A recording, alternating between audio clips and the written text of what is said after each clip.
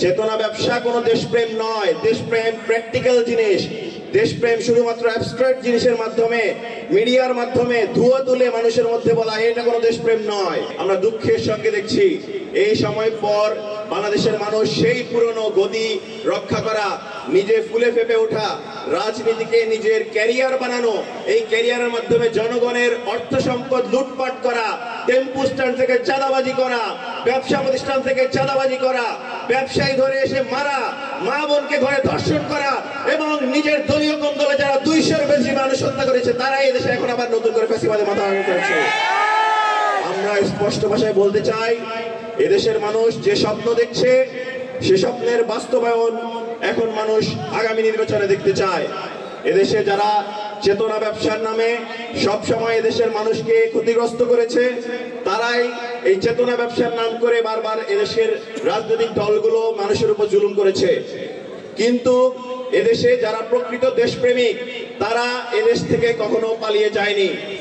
আপনারা সবাই জানেন, বাংলাদেশ জামাত ইসলামের আমির ডক্টর শফিকুর রহমান সাহেব, তিনি তার শত অসুস্থতায়ও এদেশে চিকিৎসা গ্রহণ করেছেন।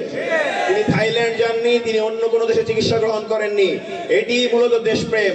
আমরা দেখতে পাই আমাদের শহীদ নেতৃবৃন্দ, শহীদ মীর কাসেম আলী, শহীদ আব্দুল কাদের মোল্লা, শহীদ মাওলানা মতিউর রহমান নিজামী, শহীদ আল্লামা দিলওয়ার হোসেন সাইদি, শহীদ আলী হাসান মোহাম্মদ মুজাহিদ সাহেব, শহীদ গোলাম আজম সাহেব, ওনারা কখনো ফাঁসির রায় হওয়ার পরেও, তাদেরকে গ্রেপ্তারি পরোয়ানা জারি করার পরেও এদেশ থেকে কখনো ছেড়ে যাননি। এটি প্রকৃত দেশপ্রেম। চেতনা ব্যবসা কোনো দেশপ্রেম নয়। দেশপ্রেম প্র্যাকটিক্যাল জিনিস। দেশপ্রেম শুধুমাত্র অ্যাবস্ট্রাক্ট জিনিসের মাধ্যমে, মিডিয়ার মাধ্যমে ধুয়ো তুলে মানুষের মধ্যে বলা, এটা কোনো দেশপ্রেম নয়। এই দেশপ্রেমের নজরানা আমরা দেখিয়ে গিয়েছি। আমরা এদেশের মানুষের, এদেশের সার্বভৌমত্বের কাণ্ডারি হয়ে সব সময় আমরা এদেশের মানুষের মুক্তি চেয়েছি। আমরা একটি সুন্দর স্বপ্ন দেখেছি। সর্বোপরি আমাদের এই সকল প্রয়াস ছিল এক আল্লাহর সন্তুষ্টির জন্য। এখনো আমরা মানুষের সেবা করতে চাই আল্লাহর সন্তুষ্টির জন্য। আমাদের মধ্যে কোনো প্রকার দুরভিসন্ধি নেই। আমাদের মধ্যে ক্ষমতায় গিয়ে এদেশের মানুষের লুটপাট করার কোনো বাসনা নেই। আমরা সেই স্বপ্ন দেখতে চাই।